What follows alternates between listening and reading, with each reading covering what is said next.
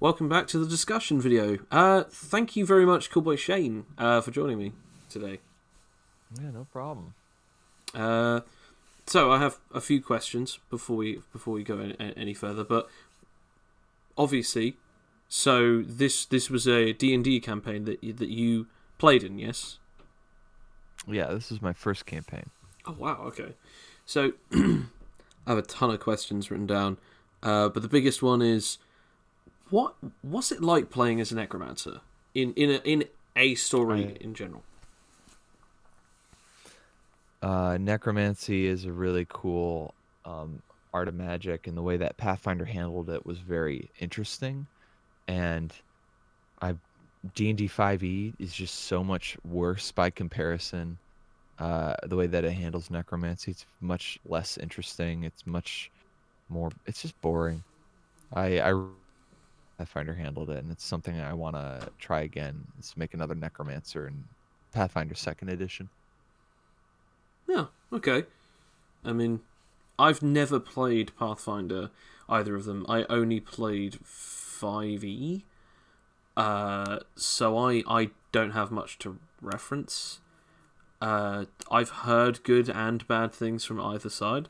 I think, however, universally, the one that I've heard the worst about is 4. I don't know. I don't know if you have anything to weigh in on D&D Fourth Edition. Yeah. That's I've never played it, but I've heard bad things about that too. Basically, like D&D 3.5, they're very similar. Pathfinder like arose from that system, so it's just like a crunchy fifth edition. Like fifth edition is very streamlined, which is great because it means that the barrier of entry is really low and a lot of people can get involved. But Pathfinder has the customization. Fifth edition is very much pre-packaged subclasses. These are what you don't get to really change that very much. And there's not a lot of options. Like when Sorcerer came out, it was like you get Dragon and you get Wild Magic, and that's all you get, and it's all you're gonna get for like the next 3 years. Good luck. Jeez. Um, it was not very fun. Yeah, you couldn't really do a lot with it. Whereas with Pathfinder, there's like a million different archetypes you can do, and one of them for cleric is called Undead Lord. Now, the way clerics work in Pathfinder is really interesting because you know how there's a channel divinity in fifth edition, Yeah. and you can use it an amount of times per rest, depending on what level you are. So it's like once per rest for a while, then it's 2 times per rest after level 6, and it's 3 times after I think level 15. And that's all fine and dandy. But in uh, Pathfinder, they call it channel energy. And that means is you actually or negative energy, like necrotic is what I'm trying to say. Necrotic energy or radiant, essentially, Oh, depending okay. on your alignment or like the god that you follow or whatever. So you make the choice, and that's what you get. You So could that's get pretty. to That's improve your channels. So versatile channeling would allow you to channel either or depending on your choice. And damn. when you channel, it's like a aura of 30 aura around you where you like create this burst of energy, and you can use that a number of times equal to I think 3 plus your modifier, so like your wisdom Hmm. per day. Damn. So my character had 6 2 or whatever, like he could just keep doing it, and he was doing negative energy. So you make a choice: I want to either harm the living or heal the undead. Made him so fun to play was that he could go Nova if he needed to. If I was surrounded, I had an AoE that I always had that would just like necrotic everybody around me.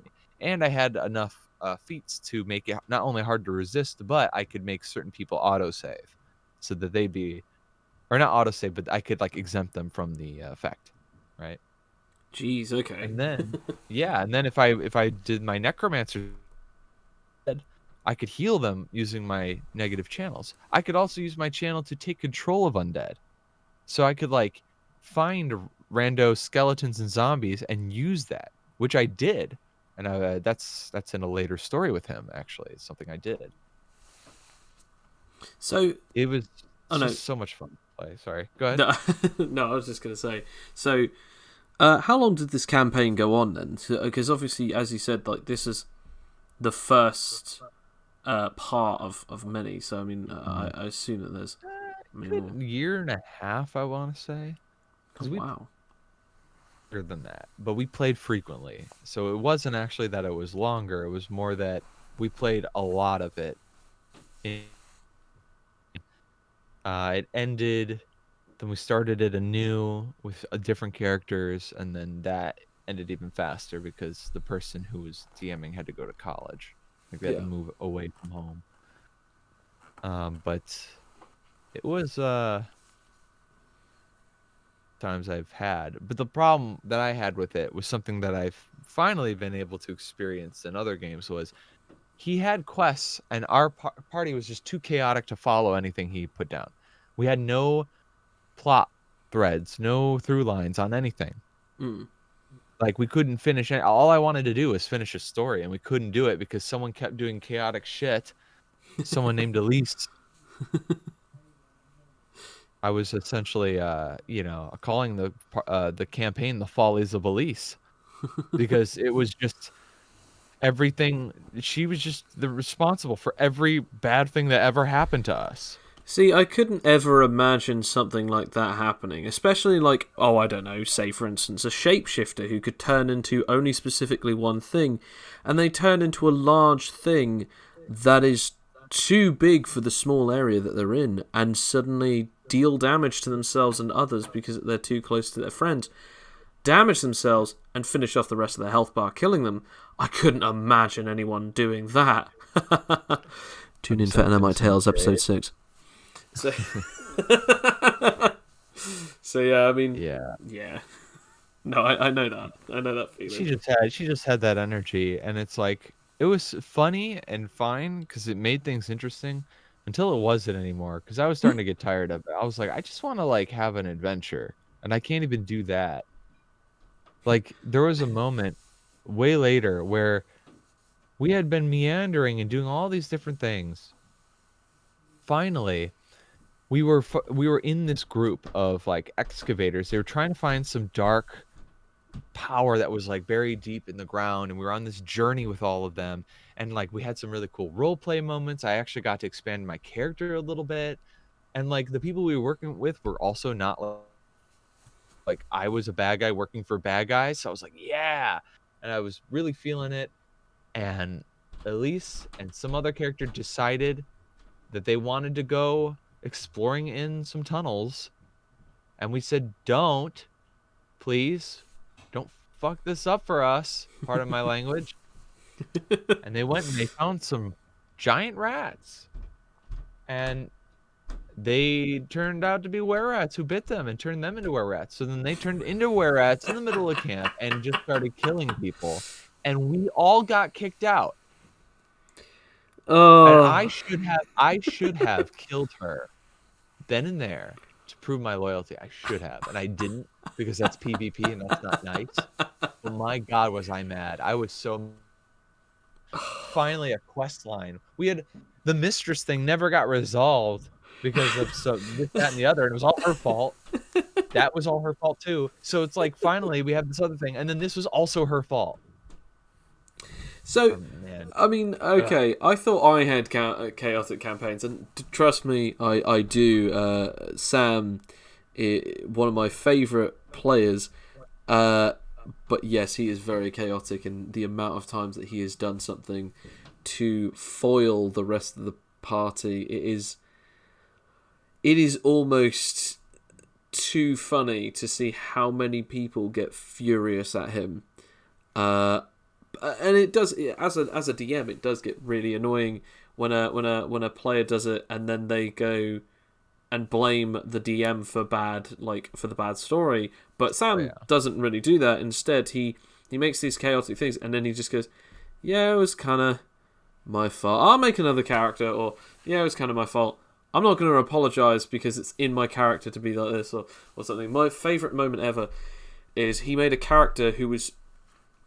He had these superpowers to alter matter, so he could like turn any physical material into anything else, like alchemistry, so you could like literally transmute air into solid matter. Like he had all powerful alchemistry, and he also had the power to, upon tactile contact, force other people to use their powers.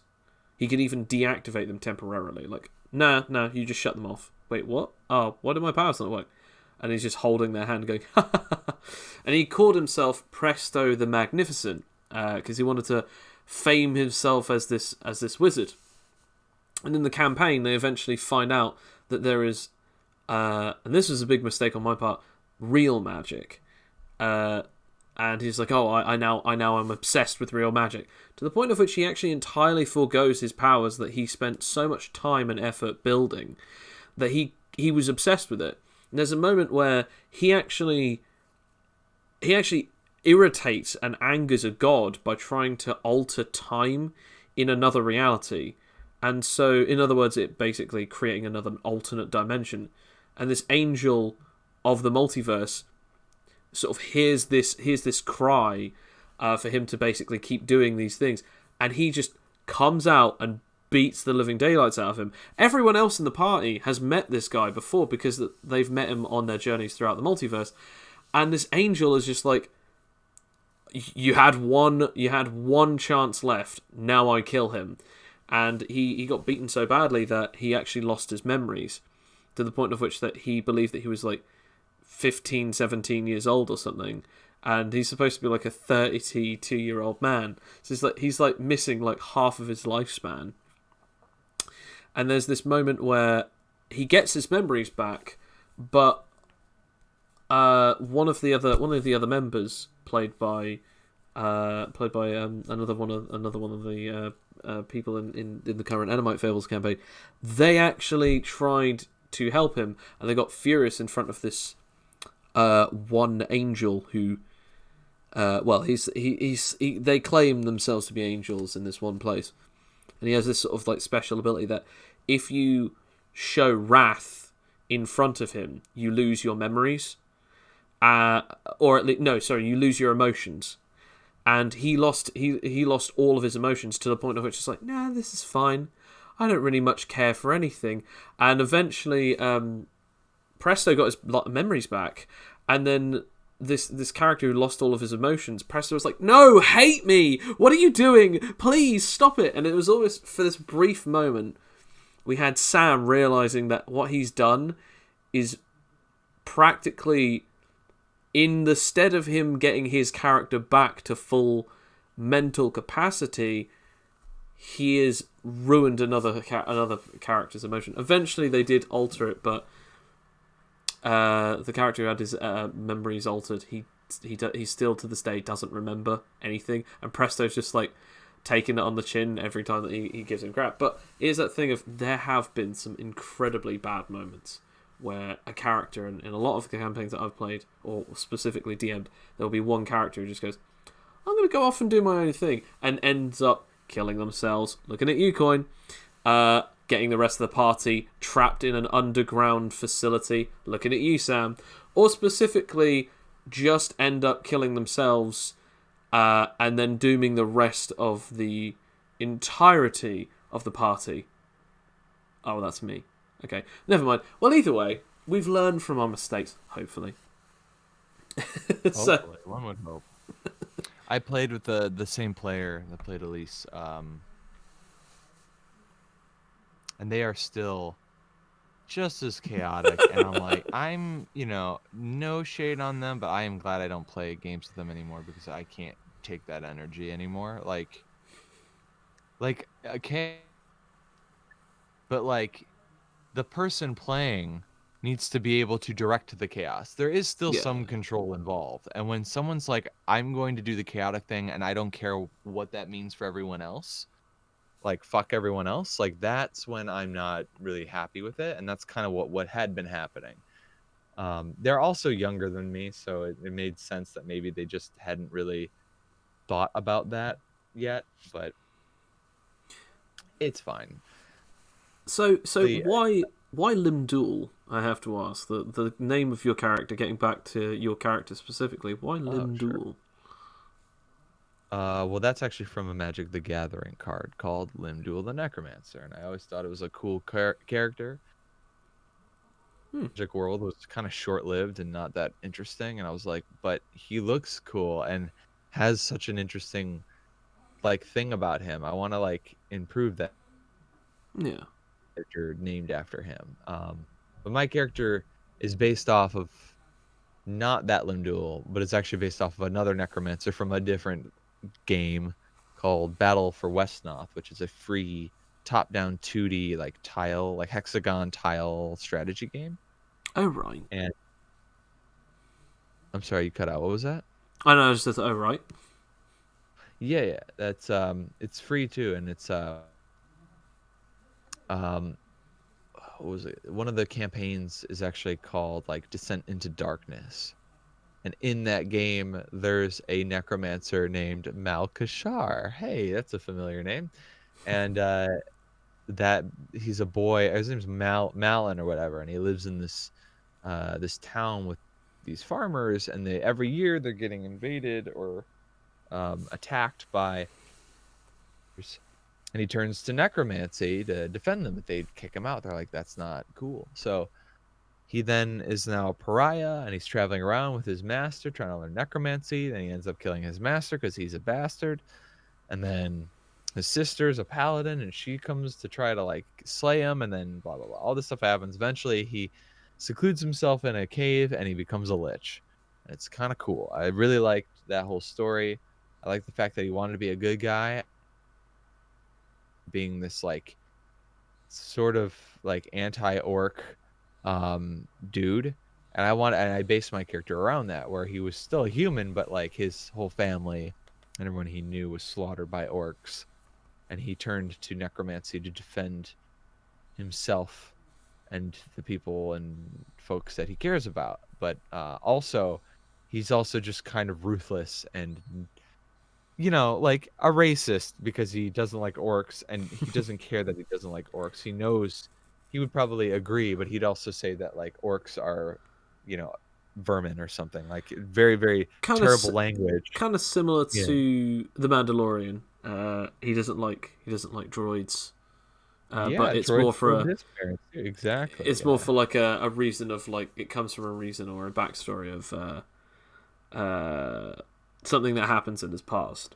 And that's not really much of a spoiler. Like you find that out in the first like episode or something. But Yeah, yeah. But the difference is the Mandalorian is a bounty hunter and does other work, right? And he's got like a family, an adopted family, whereas Limdul doesn't really have that. And he wants vengeance on the Orcish race. Like, if it were up to him, if he had the power, he would take out the entire race and the god Grumsh for good measure. He would like erase their existence from the multiverse, and that is a goal of his, which is not a very nice goal.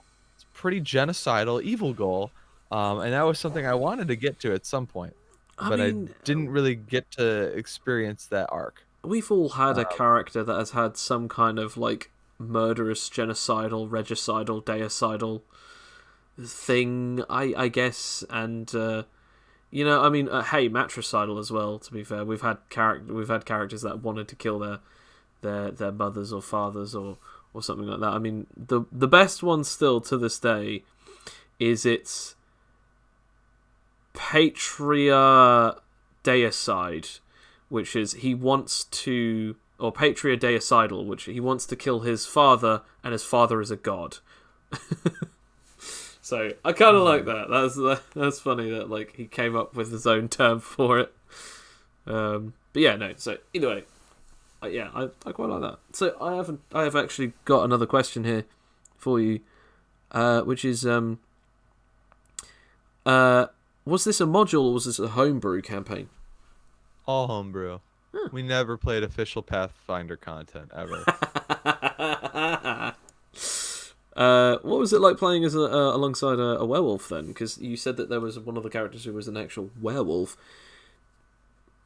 Yeah, that was a lot of fun. I always thought that was like a expected and a player at the same time. And the fact that I was a necromancer Then we had undead, we had werewolves. I mean, we're just missing like vampires and swamp men and shit. Like, oh, but we ended up getting Varan the Sea Witch, who was a tiefling who lived in the swamp and had like Hey. swamp power. So we had, I mean, like we were really like a monster mash type party, and then we had like regular adventurers who were trying to join us, but like it was clearly like we're a almost villain campaign. We were like very murder hobo-y. Um, and Elise, who was a ninja, ended up becoming undead at some point. Wow. Yeah, that was again more follies of Elise. Did But you? So did you reanimate them as an undead, or did something no, else happen? what happened was, so Larry, remember him from the story?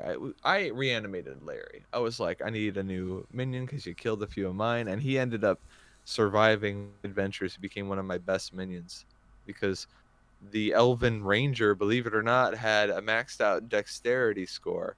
So when you raise a character in Pathfinder, you don't just take the skeleton creature from the monster manual. No, no, you apply a template to the character,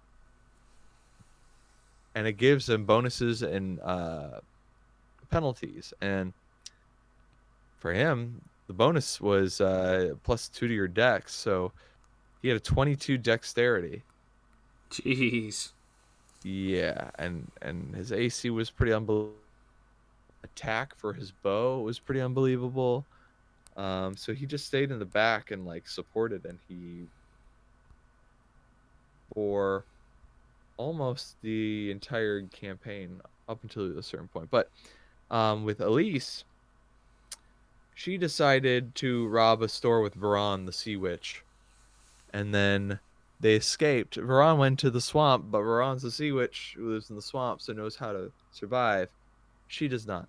She ran into a crocodile. The crocodile ate her and all the jewels that she stole. And Oh. then a necromancer living in the swamp found made her as a skeletal champion, which is like a skeleton with its intellect intact, No. Okay. and bound to them, and basically told her that she had to help him retrieve his sword that was stolen from him. And then she ran back into us and said, "Hey, I'm a skeleton now.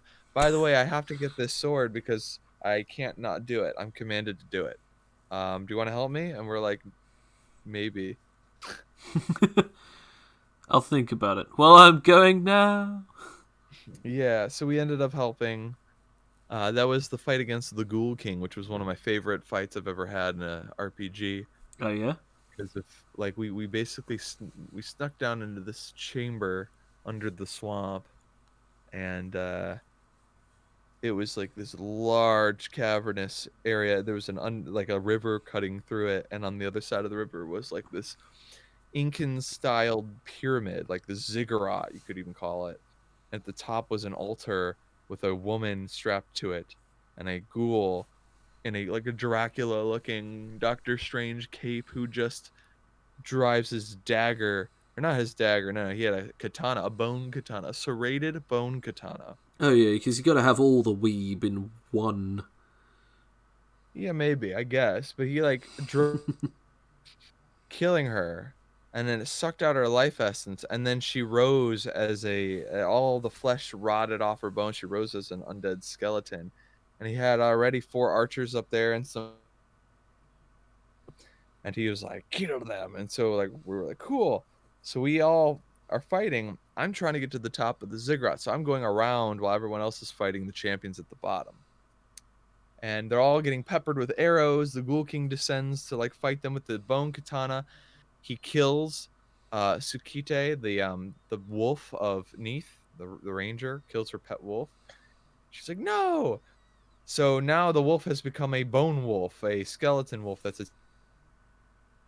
My channel to take control of it, and I had to attack its master, the Ghoul King. And he was like, ah, but unfortunately, Tsukite is just like a regular animal companion, not very strong, so he was able to kill it pretty quick. But at least it never got to attack anyone else that attacked him in its final moments.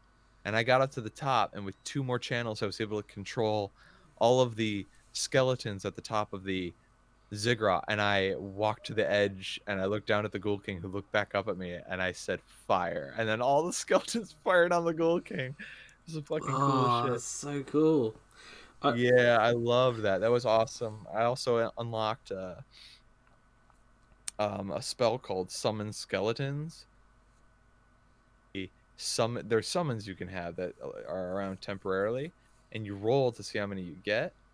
And in one battle where we were like a way deadly encounter, it was like these orc samurai on top of boars, and they were like way stronger than us. I summoned 5 skeleton archers who just unleashed a volley into the lead orc, and I was able to take out a huge chunk of his health, which won us the day. Had I not had these skeletons, we would have lost for sure. There was a lot of close calls that if it hadn't been for my skeletons, we would have died. no, that's man, that's so cool. I mean, the closest thing that we've ever had to a necromancer in any of my games is we've had someone who could animate inanimate objects so long as they looked like, well, so long as they were effigies of other things. So in other words, they had to look like, for instance, a statue of a person, or at least a statue of a humanoid or living-ish creature.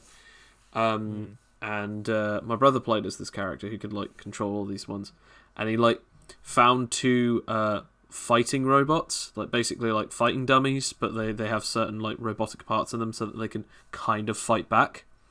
And he stole them both because he animated them so that they followed him. And he called one Domo and the other Dobro because he was the second one, so he was the brother of Domo. I was like, oh no, here we go. So this is how it goes. Silly names. And he had this thing where he found a suit of power armor, and so he animated that. He then had like this clay doll that he had made, and he animated that. And there was a moment that someone got entirely encased in chocolate, and he animated the shell of chocolate. So this guy was inside of this chocolate. He was just covered in chocolate, and he went, "Alright, animate," and suddenly it hardened, and then this guy was just stuck inside of this chocolate as it was just moving around. It was like, well, now the prison that holds you can now walk you to the police station, so we can turn you in. And it worked really well. Like there was a ton of different things that he did with that power, and it was so cool. Probably one of the best scenarios of a fight ever was that he got like this little tin man to run across the street, and a bunch of guards emptied their magazines. They shot these guns at it, emptied their guns, so that then when the others walked on in, they're like, "Stop right there!" Click. Oh man, and yeah, it was that thing of jump cut to them getting kicked through a wall. So, Yeah. controlling the undead, controlling anything, just having an army is so brilliant. I still think though the controlling of the undead is still one of the most terrifying abilities and one of the greatest storytelling aspects, because as you said, yeah, having them be purely a villain, it is kind of the obviously on the nose sort of thing. So having it that they actually do it for the sake of something else or someone else, you know, just because I control the undead doesn't necessarily make me a bad guy. As once was said by a wise movie, just because you are a bad guy does not mean you are a bad guy. Yeah, that's a good movie. Oh, so I have 2 last questions. So okay, this is more of a question as a narrator asking you as a player. The sarcastic clap?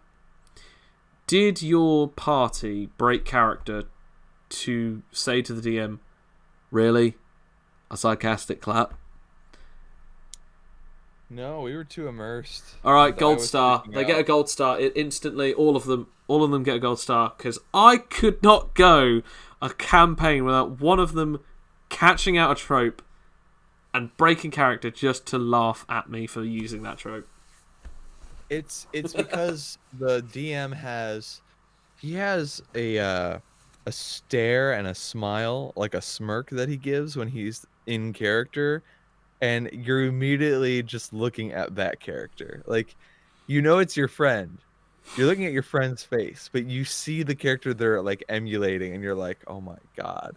And like there is a bit of you that's like, "I can't believe it." But it's also working, so it's like we're all near death, and the big bad evil guy or woman in this case is coming towards us with the fucking slow clap and a posse of goblins. We're fucked.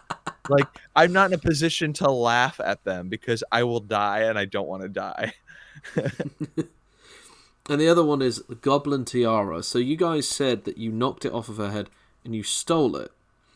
So when you stole it, did you use it? Did you wield it at any point? We could have. It was an But artifact of like it was like an actual artifact. Like it was like very powerful. And the way it worked was if you wear the tiara and then you kill someone while wearing it, you take on the properties like of their identity.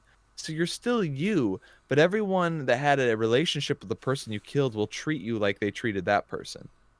So what she did ah, was she killed the goblin leader and became the goblin leader to these goblins. Even though they recognized her as a human, it didn't erase their intellect. It was like powerful hypnosis yeah, or that even only an artifact could do something like this because there's no jeez. save. When you if she were to have killed one of us, we would have treated her as if she were a party member who just happened to be in control of these goblins. And we wouldn't think to like it would be such a powerful effect that we couldn't resist, which is why that was like an art, like something that needed to be sealed away and not used. Um, and we didn't know any of that immediately. Like we had the artifact and I was holding on to it and I had promised I wouldn't use it because I also didn't understand it. I didn't want to use something I didn't understand. But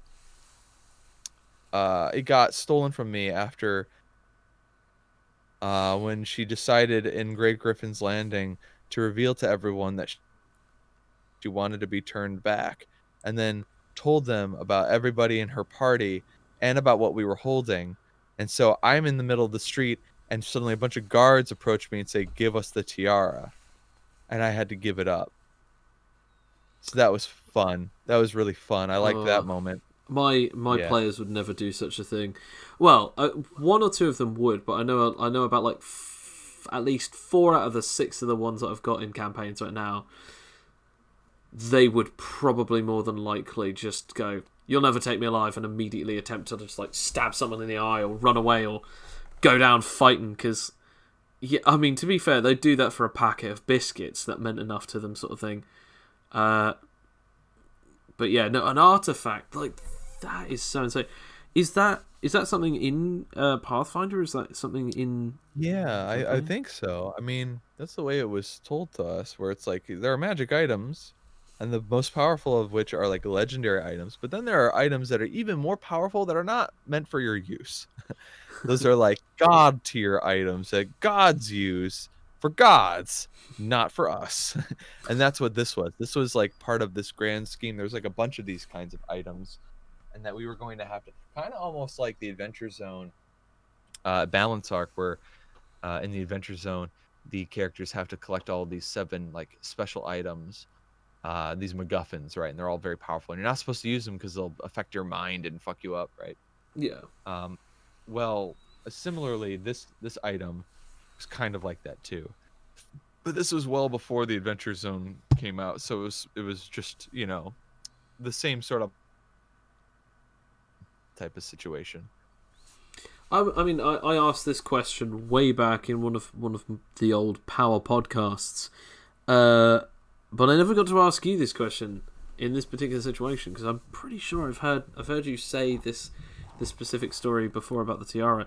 But do you think that there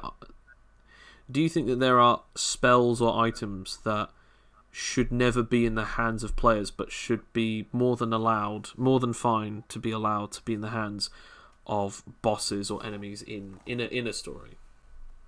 Well, yeah, of course. I mean, there's a lot of spells that I would like to actually just do away with or raise the the level of difficulty to learn them. Personally, if I were to DM, because I think they're game breaking. They make I want people to get to later levels and get like really cool powers, but I don't like that. Also, you get teleportation, or you get literally raising the dead. Just you can just have that at Man, like you fifth you tier. hate Legion. Just Like it's just I don't know. Raising the dead. I feel like if someone dies, it should be impactful. yeah, no, I agree with Just you be you on could that one. just pay some money and they're back. Like nah nah. Like if you want someone to come back, raising the dead should be a miracle type situation. It should be really hard to do that. The Um, ability to stop time is a power that we do also have in AnimiteTales, and I think I was speaking to you about this at one point, and mhm. yeah, it it is just this thing of mechanically it is one of those abilities that you just have this overall ridiculously good power because when you're moving through stop time, other people cannot obviously move along with you, so therefore you can like attack someone without them being able to react or do anything. There's many limitations that come with it, but it's still such a ridiculously good power. If a player gets a hold of it, it's really good. If a boss gets a hold of it, uh, In a system that's got a pretty good balance to it, anyone could have anything.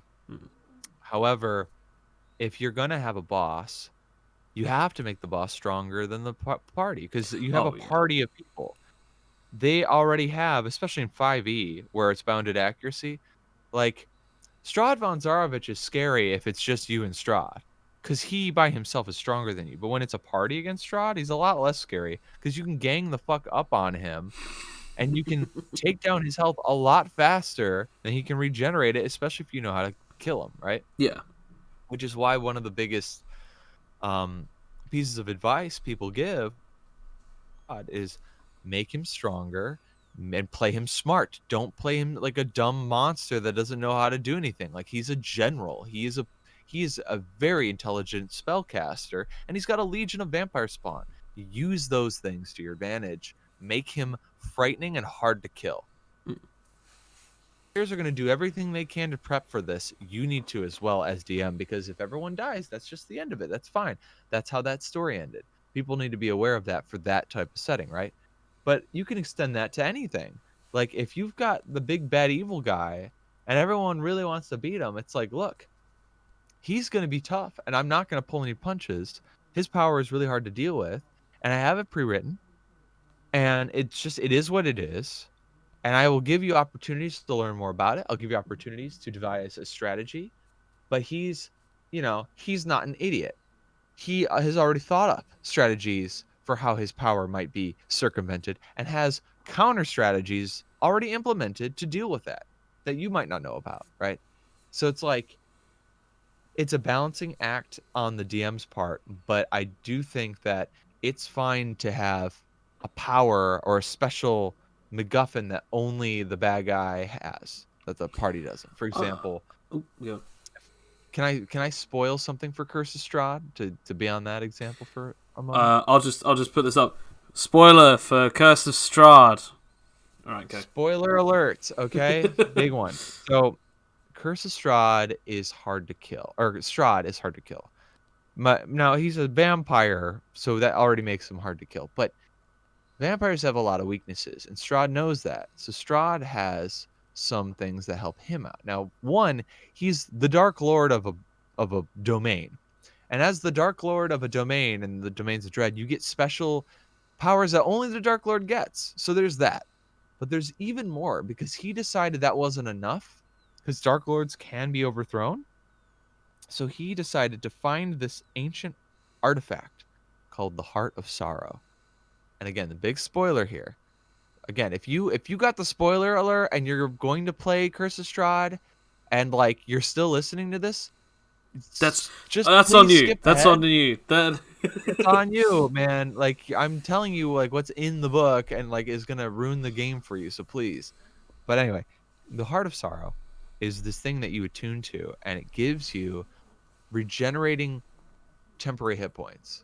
like a shield of hit points that absorbs like energy. So it's like 50 hit points, and then everything that touches you, you're resistant to. So Wow. all damage you take is halved, and then it goes into this regenerating temporary hit points like bubble that you have that the Heart That's of Sorrow gives you. ridiculous. Isn't that like it's great? But you can if you destroy the Heart of Sorrow, then also that bubble's gone, and then he's just a vampire, and then you can do normal shit to kill a vampire to kill him. But he's the master vampire, so you know Still you got some need tricks. yes, like he can still regenerate after he's destroyed if you don't do it the right way. He can turn to mist, go back to his coffin, and regenerate, Hmm. or any number of things, right? And he's smart enough not to do a lot of shit that would get him pretty clearly killed. Like if you like daylight, he's not gonna go into the daylight. He's gonna go away from it, right? Um, or he'll kill you if he knows that you can do that sort of thing. If you have a sword that deals radiant damage, like I don't know, the sun sword from Curse of Strahd. Hey, he doesn't like that. It's kind of why he destroyed the sword to begin with and didn't want it being used against him. So if you restore the sword somehow, that's a really good way to kill Strahd. You might think, well, what about stabbing him through the heart? Well, what it can do is it can stop his movement. If you stab him through the heart with a stake, it'll restrain him. He will be incapacitated for a moment until he can get it removed. And then he's going to move again. And he's probably going to go for whoever fucking did that to him. So while he's Guys, I conscious, staked that's a him. good way All right. it stuns him, and that's all it normal vampire. It does not kill Strahd. He's got all these buffs, and it makes sense because he's the big guy. You see him on the cover of the book. You know who you're fighting. You know who the bad guy is. That works. It's such a great adventure because it works really well on him. When you're in the world proper, if you're in Faerun or some setting, and like there's just a bad guy, well, you can give them legendary actions or legendary resistance, and people know what those are. But doing that can turn the tables. Instead of just giving him like a bunch of more hit points, better AC, better all this other stuff, you don't have to do that because like it's crazy how much a little extra AC can absolutely turn the tides of a battle way more than you expect it to. Oh no, Um, definitely. yeah, you got to be careful with that, especially, and also how hard they can hit too is a big deal. I You mean, got to like balance all that stuff. in a boss fight that I had to do with I'm trying to remember now. That's it, right. In a boss fight that I had to do with most recently, one of the players has this special ability where they can manipulate space, and they can actually harness spatial to deal damage. And the way that it does is it ignores armor, and it just hits and goes straight through and sort of tears apart flesh. But it can also alter physical objects as well. So if you weaponize it, you can use it to just hit those who can ignore physical damage, or who have a damage resistance, or who have armor. So it's hockey. No, not really. It's because if you can turn into an element, like for instance, if you can turn into fire, water, lightning, whatever, it still doesn't do anything to you. It's just physical damage that ignores physical resistance, because it actually can go through objects without harming objects. So it's kind of like it's the manipulation of tangibility. That's what it is, because it's manipulating of space, tangible space and intangible space. And this one guy was just like, yeah, no, I can do this, and I can hurt those who have resistances. But they suddenly went up against a character who had a lot of health, and it was that thing of like he just ran away, and everyone was like, why have you run away? It's like you can phase your sword through his body and deal damage to him. Like his damage resistance means nothing to you. It's like, yeah, but he has a lot of health, so he just ran away. And it is that thing of like a lot of health or a lot of damage resistance. It can, yeah, as you said, it can really be the deciding factor as well as damage output. But I actually have had a boss before who had 300 health, and they took him down quite easily because they eventually incapacitated him, like as in like I think they like damaged one of his legs to the point of which he couldn't move much, and damaged one of his arms so he couldn't do as much blocking or attacking, and then they just wailed on him until his health went to 0, and then they executed him there.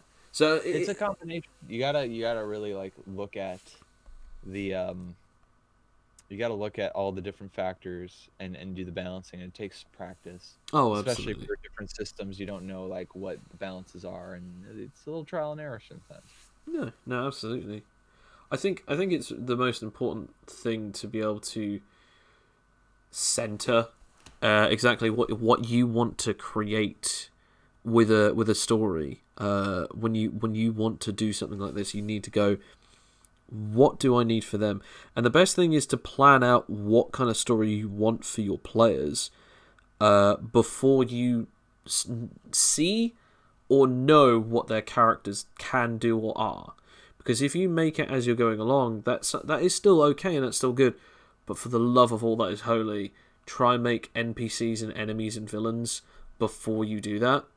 Because otherwise you might start going and, oh, this guy's special magic works this way. What if I had a guy who had the opposite magic to him? Or what if I had a magic that cancels out this guy or something? And you start what we eventually coined the term of weakness grinding, where you just figure out all of their different abilities, weaknesses, and just keep having these guys like, oh, this guy's a dead magic wizard. He can like nullify and counterspell and dead magic things. Or, oh, this guy has nullification, so he can just nullify powers. Or, oh, you know, you guys are all pyrokinetics. This person has ice manipulation, and it's like, it eventually makes it sort of feel like as if the odds are always stacked against you because everyone just so happens to have the opposite powers as you, or everyone knows what your powers are before it's too late. You can make that work in a story if the party okay. If that's the essence of the story, then it makes sense. Yeah, you've got to sprinkle in moments. I'm a firm believer in this of letting the party kick ass, letting them use their powers to, especially when it comes to like commoners, or if it's like a superhero thing like thugs or common guard, people without powers. You should let them experience how strong they are, and then even when they go up against, okay, let's say you are a hero, you're trying to track down this villain, you track them down. If the villain doesn't know that you're after them, they shouldn't have any way of knowing that they need to be prepared for your specific power. So it doesn't make sense for them to have, I've got this thing that's going to nullify. Like, no. Going to have to just, with their own wits and their own power, somehow beat the hero or escape, right? Yes. Yeah. And that's fair, and everyone agrees that's fair. And if he's just genuinely strong, he could still give that hero a hard time just by being genuinely strong. Yes, yeah. Got a party of heroes, and everybody knows who they are. They've got a lot of notoriety because of all the stuff they've done. Well, a lot of villains will probably take countermeasures in case they come up against this party. Now, some villains have more resources than others. The big shot villains are going to have the weakness grinding. That makes sense. They should, or at least the smaller time but more tricksy villains. Like, oh, I've been watching you from the shadows, and yes, I've also been trying to figure out ways of how your powers work. And then just suddenly has like, I don't know, like a canister of like a gas grenade that sort of like puts out fires. Oh yeah, the pyrokinetic's not going to be fighting here, right? Or right, like there are cheap, cost-effective solutions that might not stop them from using their powers, but could dull the effectiveness of their powers in that scenario. That's fine. It's the same thing that we said yesterday, because we were talking about this at one point. I was speaking to someone on the Power podcast. We actually said this. Like, the funniest part of one of the what was it? One of the funniest parts of someone explaining something that happened in the campaign to me was this team all came to this town and suddenly dead magic happened, and their items didn't work, their magic doesn't work, their powers, their physiologies are sort of also flickering in and out of working and stuff like this. And the monk just wakes up in the morning, cracking his knuckles, and goes, "Ugh, what's up, guys? What's the matter?" And he notices nothing because his power is sheerly from his own sheer will, physical training, and practically zero, if not very little magic is used. And it's just that Right. joke of like, aha, this works on all of the characters, and that's why we actually have the joke now that humans can sometimes be even more scary when it comes to like if they build up enough stats and enough trades, they can be proficient in combat or other things. It's like, yeah, nullifying doesn't work on humans because they don't have Yeah. powers to begin with, and it is really, Well, really funny. that was the idea that someone actually had. I forgot the guy's name. He's a director, but he was basically pitching his idea about Batman versus Superman, or not Batman, a Superman movie that would work. Essentially, Superman goes up against Zod, and Zod is a general, a soldier. He's trained to fight. He knows how to fight with his powers. Superman is just a boy that grew up where he never seriously had to fight anyone at an equal power as himself. So when Yes. he goes up against Zod, Zod kicks his ass. Superman is disgraced. He goes back to his farm, and it's just sort of like recovering. Batman hears about this. Batman shows up and tells him like, "Look, I saw what happened, but what happened is essentially fighting skills. You just lack that. You're strong, but you don't know how to fight. I can teach you how to fight." And so Batman would train Superman to then know how to throw a punch, know how to use momentum and all these other things. Like basically train him how to fight like a human would, and then fuel that with his super strength. Um, and like that was potential like Superman movie, and I was like, that's really cool. And it's very similar to what you're talking about, where Batman is seen as like very valuable as a superhero because his talents are that he knows how to fight, and he also is rich and is also very technically savvy and can Yeah. like operate very complex computers and machinery and things like that. So it's like he's like a detective. He's a very intelligent and very capable and very rich man. So it's like he's the best kind of dude in a way, right?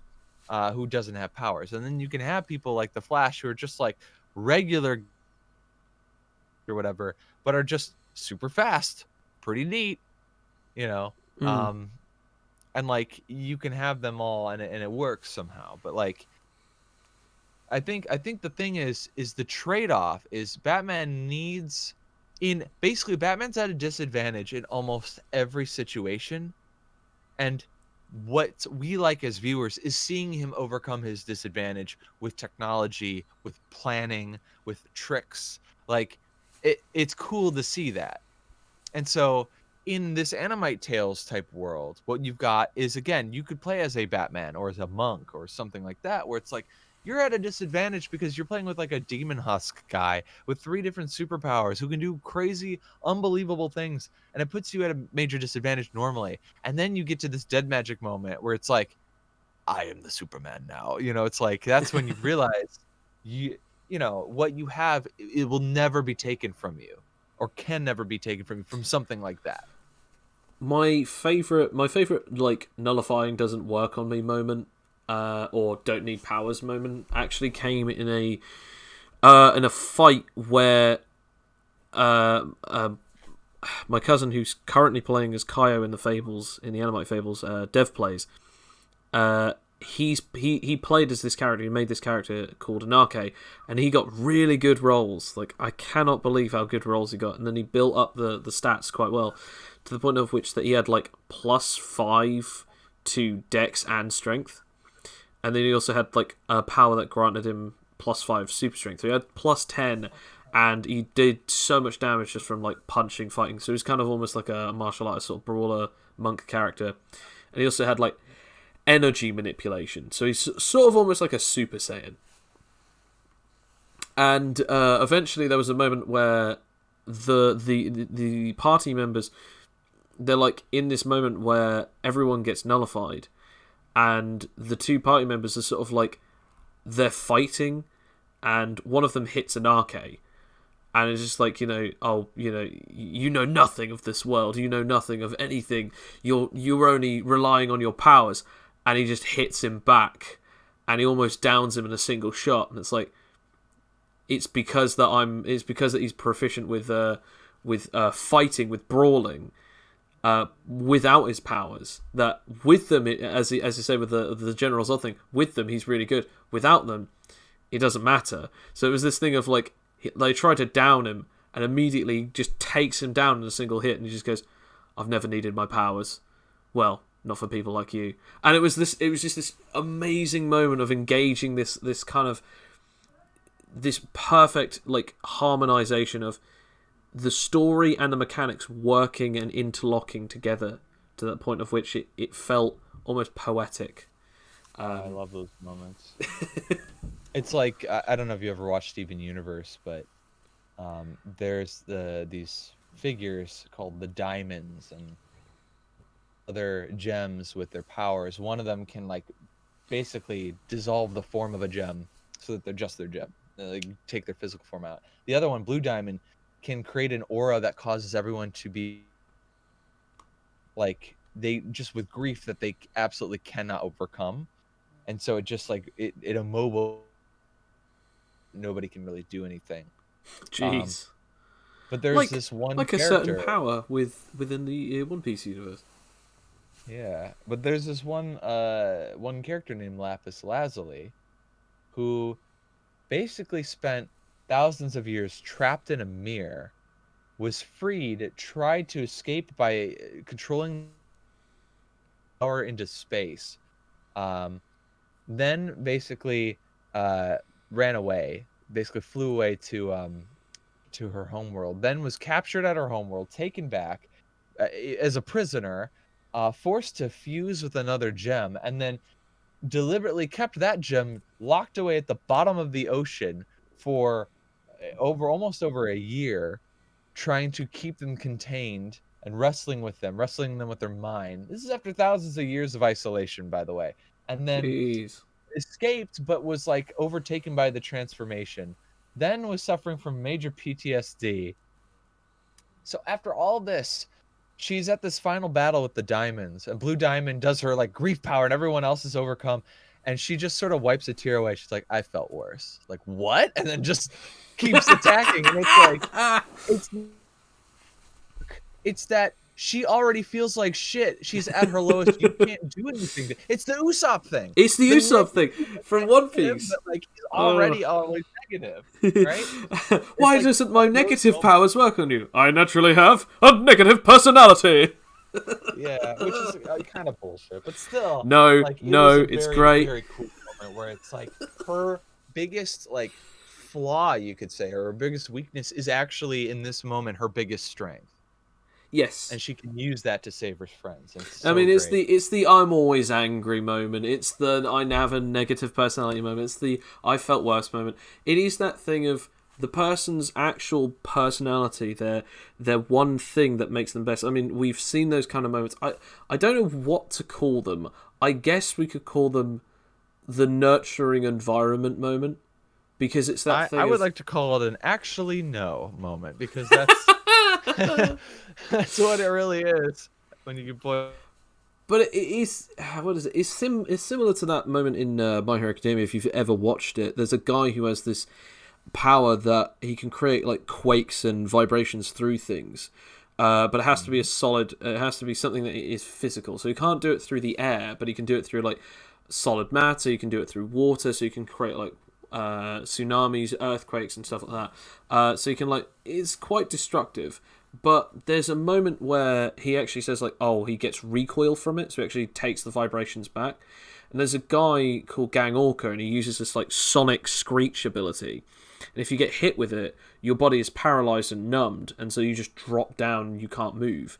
And this guy gets back up, and he goes, "Damn it! I was trying to like, I was waiting for the perfect moment, the optimal moment to land an attack." And it's like, "Oh, I thought you were down." It's like, "No, my power is bad." It's like, "Yeah, my fingers are numb, but I'm so used to my recoil of my power." And he goes, "It's the only time," "It's the first time I've ever actually been thankful for the downside of my own power." It's like, that's such a cool moment. Oh yeah. I don't remember this in the manga. Maybe it's only in the show or something, but It might be. I swear it's in. I swear it's in the manga as well. I might be wrong, but I can't remember his name. I can never remember his name. I don't remember any of their names. I only know Deku, Baku, and Ida. that's it. All Might, yeah, it's All All Might, Might. and One for All, or All for One rather. Okay, here's one. Do you know All Might's real name? No, I forgot. Toshi Noriyagi. Okay. I wouldn't remember that. I'm just nerding too much now. I actually, I'm gonna have to get going here. No, that's fine. I was actually about to wrap it up. To be fair, well, thanks for stopping on by anyway. Thank you for telling your amazing story, and thank you very much for doing this, man. And, thanks. Yeah, no problem. Thanks for having me on. And do you have anything that you'd like to plug? I'm on YouTube. If you're into D&D, Pathfinder, cartoons and animations, or music, or a podcast about such things, you can find me at CoolBoyShane on YouTube. I've also got a Twitter at CoolBoyBeebles, which is the one I had to take. Huh. Well, yeah, no. If you guys are actually liking the idea of any of his stuff, which I definitely recommend, because you make some killer music, man.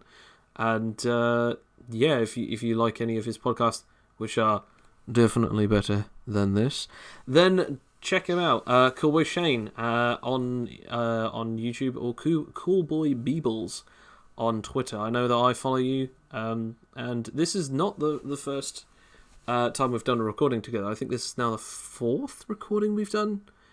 Yeah, it's been a few times. There was the 12D20, then there was the AnimiteTales, and then the interview that I had with you, and now this, I believe. Yes, absolutely. So, if any of you are interested, CoolBoyShane actually has done a couple of things before this, with me involved. So, if you guys are interested, definitely take a look at that. I'll post all of them in the links in the description below. So, if you're interested, check that out. Thank you very much for everyone who's listening. Take care. Bye-bye. Bye.